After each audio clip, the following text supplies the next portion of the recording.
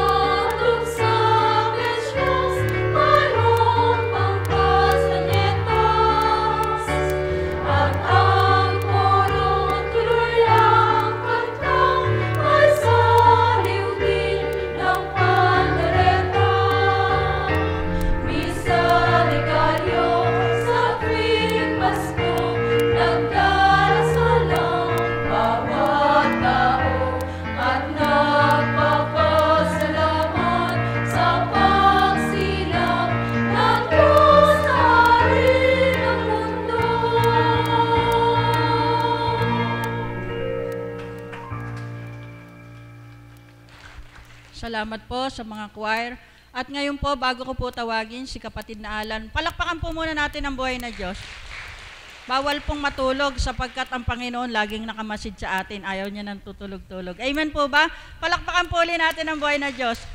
Tinatawagan ko po muli si kapatid na Alan at mayroon pang isang babati sa inyo, si kapatid na Lando daw po. Gusto kayong batiin. Palakpakan po natin ang buhay na Diyos.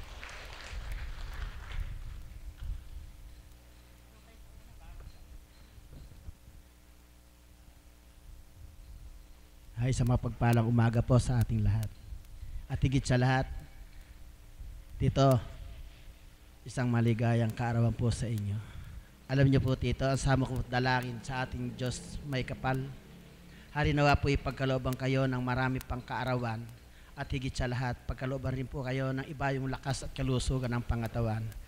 Upang ang pagganap nating pare-pareho sa banal na dambana ay maging lubos-lubusan. Alam niyo, Tito, katotohanan po ang tinura ng Tita Beth na kung meron man pong umaawit at walang tugtog, hindi po napakagandang pakinggan sapagkat mayroong nauna at meron pong higit pang nauna at meron namang nahuli. Kung kaya nga ako po nakatayo rito at nagjo-joy pulsong, hindi ko po alam kung sino ang susundan ko, ang nauna o ang nahuli. Kaya mapapansin nyo rin po mga kapatid, siguro ang mga kapa ako hindi ko malaman kung saan ko itutuntong sapagkat ika nga po, kaps pa lang ako na abutan ko na po rito si Tito Alan na tumutugtog. Kaya po sa sandaling marinig ko po ang kanyang mga tugtog at ang awit ng choir para po akong idinuduyan at inyehele ng ating Panginoon sapagkat ika nga po ang pagpupuri ko sa ating Panginoon ito sa puso ko at kusang bukal. Ito po ay nagmumula sa ating mga choir at sa ating Tito Alan na sa kanyang pagtugtog ay talaga pong nakakaaya-aya. At marami po ang nagsasalita, nagsasabi at marami din pong sumusunod sa akin na ginagaya. Talaga hindi po kayo makasusunod sapagkat ika nga po ang banal na espiritu ay nasa ating Tito Alan. At kung hindi nyo po napapansin, kapag ako po yung nag-joyful person, handun din po ang galak sa puso ko sapagkat sa sandaling marinig ko po ang tugtugin ni Tito Alan at ang awitin ng mga choir. Napakasarap po pakinggan kahit ika nga po, anong haba pa ng ating pag-joyful sing, hindi nyo po ako mapasusuko sapagkat ako may gabay at patnubay ng ating Panginoong Jesucristo at ng ating Diyos Amang Dakila. Tito, maraming salamat po sa bawat pagtugtog ninyo at ako po ay malaking inspirasyon sa inyo at higit po akong tumitibay sapagkat ika nga po, gasino pa ako na isang mababa lang samantalang kayo saan man ako pumaroon, kikita at magkakamal ng maraming pera. Subalit ako, Tito, wala hanggang sa ako isang Kristo lamang, Kristo ng sabungan. At yun ay lubusan kong tinalikdan sapagkat ika nga po, dito ko nasumpungan ang maraming taong nagmamahal sa isang katulad kong Aba. Opo, ang inyong kapatid ay Aba. Subalit sa paningin ng Diyos, ako'y sa Kanya, sa aking pakiwari, ako'y may halaga na rin sapagkat ika nga po, ang lahat ng aking pagbabata ay para sa ating Panginoon Diyos. Maraming salamat po. Tito, happy birthday. Muli. Salamat po kapatid na Lando. At ngayon naman po, bigyan natin ng pagkakataon na magsalita kung ano ang sa loobin ng ating kapatid na nagdiriwang ng kanyang kaarawan. Palakpakan po natin ang buhay na Diyos para kay kapatid na Alan. Una sa lahat po ay papurit parangal sa atin Diyos Ama, Diyos Anak, Diyos Espiritu Santo sa araw na aking pagsilang at karagdagan ng aking edad. Hindi ko na po sasabihin, ba't ito na kami. At sa ating minamahal na Apo Kunsing na patuloy sa kanyang gampanin na inatas sa atin ng Ama, sa kanya ng Ama, na sa lahat na mga salita niya ay doon din po ako kumukuha ng kalakasan sapagkat po talaga pong nang madama ko na po yung sarili ko na ako'y nakabilang na po bilang isang alagad. Doon ko na po nadama ang lahat na talaga po buhay ang Diyos. Sa lahat ng mga bumati sa akin, sa mga caps, mga kasamahan ko mga alagad, IT team, sa pasyente, tagasunod.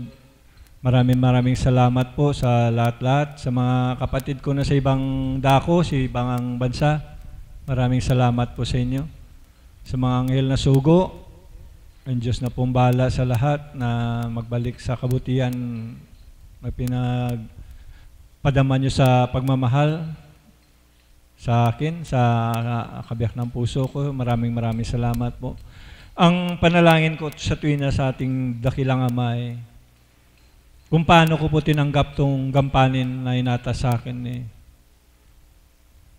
sa tuwing na po yung dinudulog ko na lahat tayo na tinipon dito ng Banal na Espiritu, hindi lang po sa katauhan ko, na matagumpayan po natin tong banal na gawain tinindig ng Ama sa atin.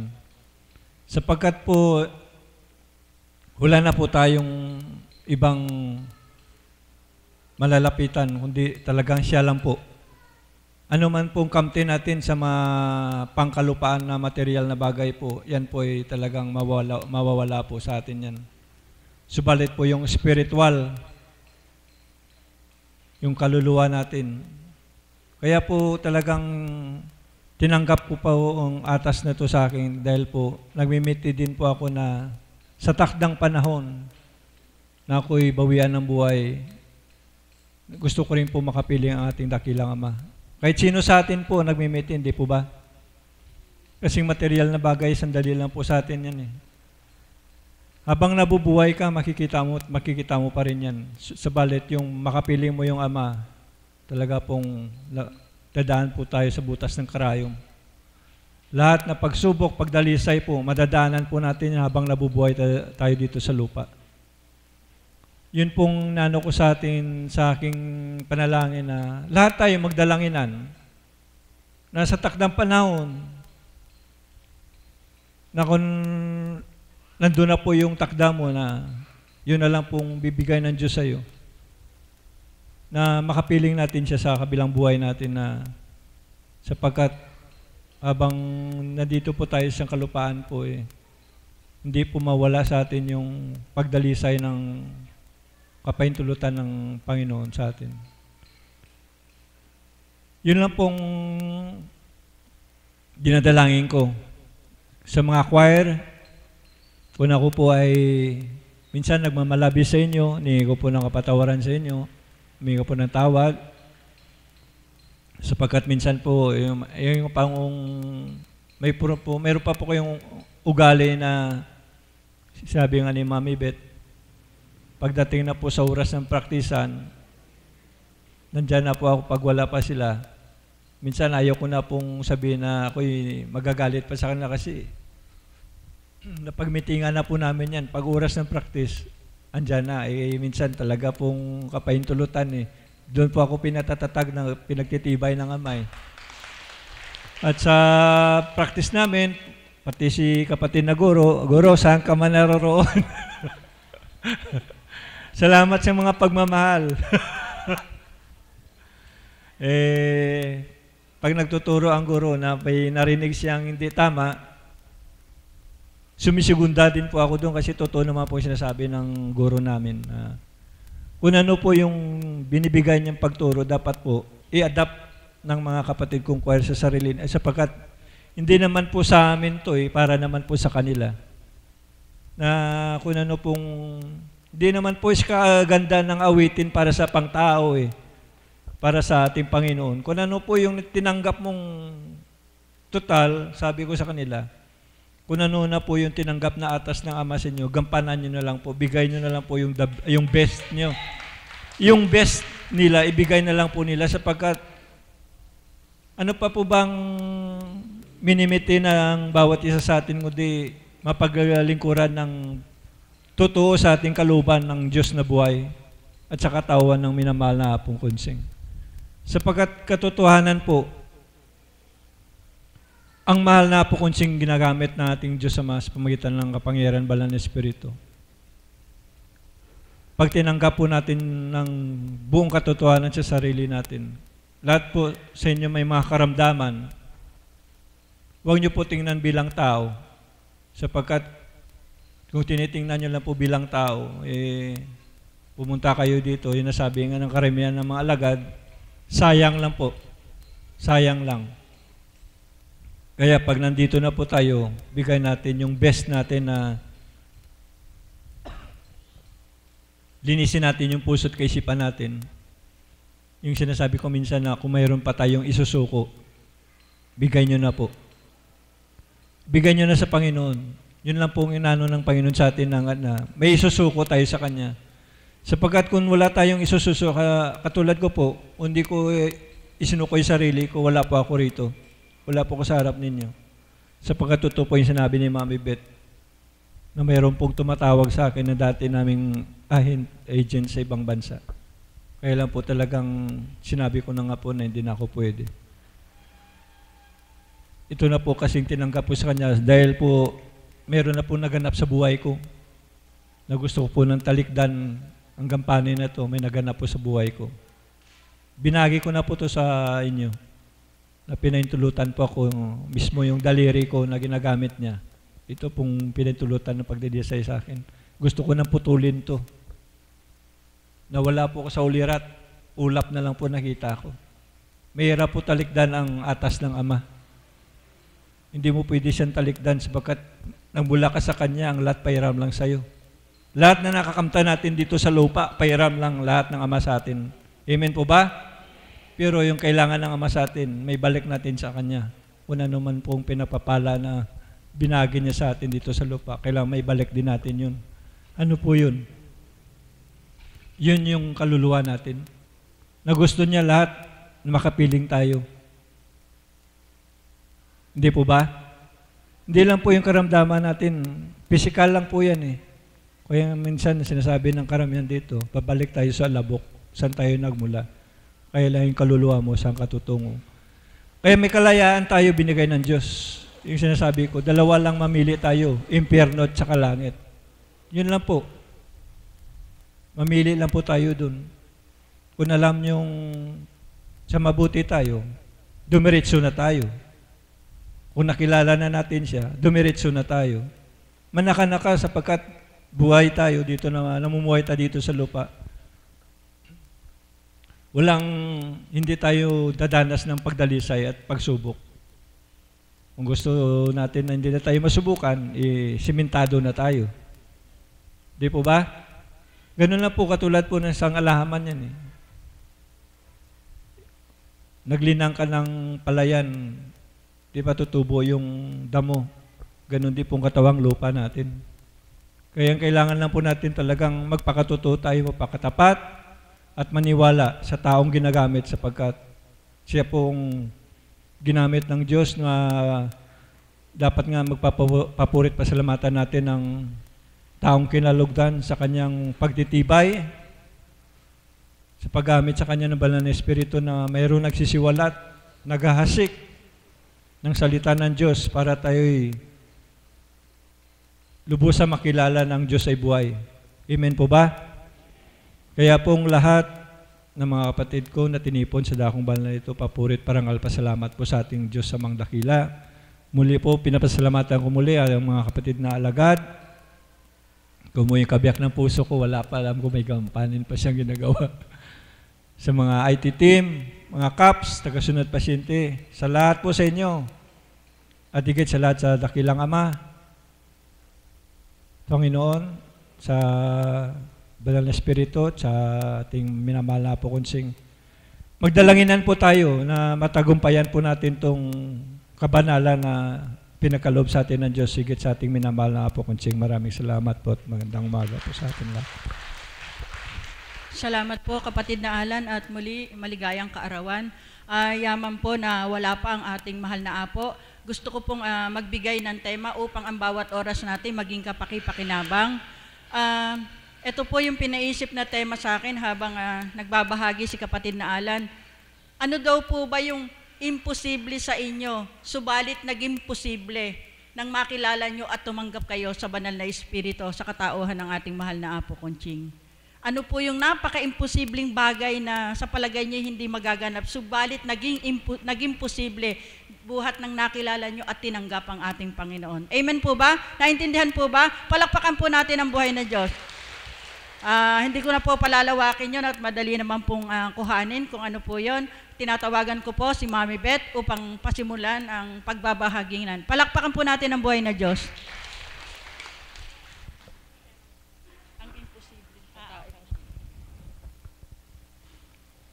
Muli po ay nandito ako sa inyong harapan upang tumugon sa panawagan ng ating Panginoon, upang ipaliwanag yung tema na ibinahagi sa atin ng ating kapatid na ang imposible sa tao, sa Diyos ay posibleng posible.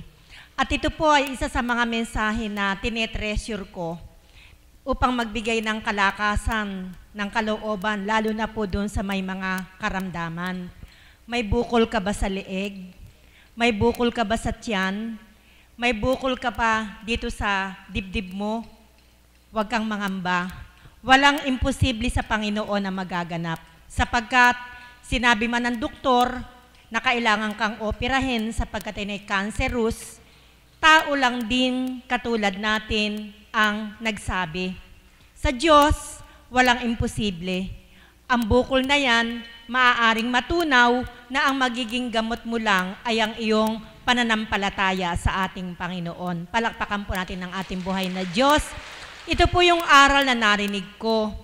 Sabi po ng Banal na Espiritu sa katauhan ng ating mahal na Apo Kunching, ang dagat ay kaya niyang hatiin. Ang bundok ay kaya niyang tibagin. Ang lupa ay kaya niyang bitak-bitakin. Ano pa ang bukol sa katawan mo na hindi ko kayang tunawin? Walang imposible sa Panginoon. Ang lahat ay kaya niyang gawin. Kahit nataningan ka ng tao, tao lang yon. Ang Diyos pa rin ang nakakaalam ng takda ng buhay na ibinigay sa atin. Sabi nga ng Banal na Espiritu sa katauhan ng ating mahal na Apo Kunching, sa iyong ganap na pagtitiwala, tubig lamang ay maaaring gumaling ang iyong karamdaman. Kahit marami tayong pera, kahit na, sabi ko nga po noon, makarating ka man sa Amerika para patingnan ng iyong karamdaman, malibot mo man ang buong daigdig at hanapin mo ang iyong kagalingan. Kung hindi kalooban ng Panginoon na ikaw ay gumaling, walang magagawa yung pera mo. Subalit, sa kanyang kapangyarihan na maging posible ang imposible sa tao, maraming magagawa ang ating Panginoon. Gusto ko lamang pong ibahagi sa inyo ang tatlong katangian ng Panginoon na wala ang tao. Mayroon pong tatlong katangian ng Panginoon na para lamang sa Kanya at hindi maaaring maging katangian ng tao. Una, God is omnipresent. Omnipresent. Ano po ang ibig sabihin nito? Ang Diyos ay nasa lahat ng dako. Ang Diyos ay hindi lamang matatagpuan sa mga lugar, banal na lugar, tulad ng simbahan at iba pang mga sambahan, kundi ang Diyos ay nasa lahat ng lugar. Maniniwala po ba kayo doon? Naniniwala po ba kayo? Ibig sabihin, saan man kayo dumulog ng may katapatan ng inyong puso at kalooban, pakikinggan kayo ng Panginoon. Nandito po ang isa sa mga pangyayari sa buhay ko. May mga pagkakataon po na nahihirapan akong dumumi. Sana po ay walang kumakain sa sandaling ito. Siguro po talagang ganun po na nagkakaedad na medyo nahihirapan na sa pagdumi. Na parang kumukulo yung tiyan mo, gustong-gusto mo nang lumabas pero ayaw lumabas. Alam niyo po, bilang patunay na God is omnipresent, kahit po sa loob ng CR ninyo, manalangin kayo ng tao sa puso ninyo, ang ayaw lumabas, palalabasin ng ating Panginoon. Palakpakan po natin ang ating Diyos na buhay. Isa pa pong patunay that God is omnipresent. Noon po naibahagi ko rin sa inyo na mayroong sumasakit sa puson ko na hinihiling ko po sa Panginoon na nawa sa paglago ko ng mga dahon-dahon na iniinom ko, lumabas kung ano man po yung sumasakit sa tiyan ko. At habang ako po'y nasa loob ng CR, nakatapat sa shower at ako'y naliligo, dumulog ako sa Panginoon na sana'y ilabas niya. Hindi po ako pinagkaitan ng Panginoon. Ang imposibleng lumabas, naging posible. Sa aking pong paglabas sa pagtapat sa shower, naihipo ako at naibahagi ko nga po sa inyo lumabas yung 3 butil ng bato sa aking ihi. Palakpakan po natin ang ating Panginoon. Hindi po ako nagpunta sa simbahan para ako'y manikluhod sa Kanya. Sa loob ng aming CR, nagdasal ako ng mataimtim at ang kahilingan ko, pinagbigyan ako ng Panginoon. God is omnipresent. Pangalawang katangian ng Panginoon. Our God is omniscient. Omniscient. Ano po ang ibig sabihin nun? Ang Diyos ay batid ang lahat ng bagay. Amen? At dahil batid niya ang lahat ng bagay, ang imposible sa tao, posible sa Kanya. Palakpakan po natin ang ating Diyos na buhay. Tanging Diyos lamang ang nakababasa ng ating puso at kalooban.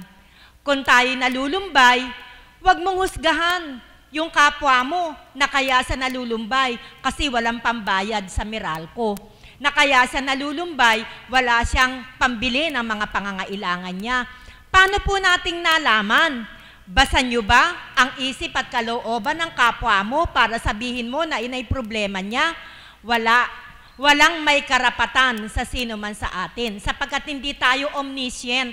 Ang omniscient lang ay ang Panginoon. Siya lamang ang nakababatid ng lahat ng bagay. Kaya't anong problema mo ang hindi magkakaroon ng kalutasan? Pagdulog mo sa Panginoon, alam na niya kung ano ang gagawin sa'yo. Kaya't kung mayroong kaguluhan ng kaisipan mo sa mga sandaling ito, dumulog ka sa Ama. Alam niya ang gagawin niya upang ang magulo mong kaisipan ay magkaroon ng kapayapaan. Siya ang tutulong sa iyo, siya ang kikilo sa iyo na kung palagay mo, imposible kang makatulog mamayang gabi dahil magulo yung kaisipan mo, mali ang iniisip mo. Hindi ka omniscient. Ang Diyos lamang ang nakababatid kung ano ang gagawin sa bawat isa sa atin upang maranasan natin ang kapayapaan ng kaisipan, kagalakan ng ating puso at kalooban. Amen? Ano po yung una? Our God is? Hello? Mukhang walang nakarinig walang nakatanda. Divine Mercy, hindi po nila naintindihan. Wala pong makapagsabi. Ang una pong katangian ng Panginoon, ang ating Panginoon ay omnipresent. Ibig sabihin, siya ay nasa lahat ng dako. Pangalawa, our God is omniscient. Ibig sabihin, ang imposible sa tao, posible sa Kanya dahil siya ang nakatatalos at nakakaalam ng lahat ng bagay. Pangatlo, our God is omnipotent God. Omnipotent. Ano pong ibig sabihin nun? Ang Kanyang kapangyarihan ay walang hangganan. Walang makakahangga sa Kanyang kapangyarihan. Ang Kanyang kapangyarihan ay maaari niyang gamitin sa lahat ng lugar, sa lahat ng panahon, sa lahat ng oras. Hindi katulad ng tao na kung meron man silang kapangyarihan, ito ay nasusukat sa isang panahon, sa isang lugar, sa isang pangyayari. Ang ating Panginoon, ang Kanyang kapangyarihan, walang hangganan. Sino sa inyo ang mayroong ganong katangian? Taas nga po ang kamay. Kahit po mga mangkukulam, wala pong ganong kapangyarihan.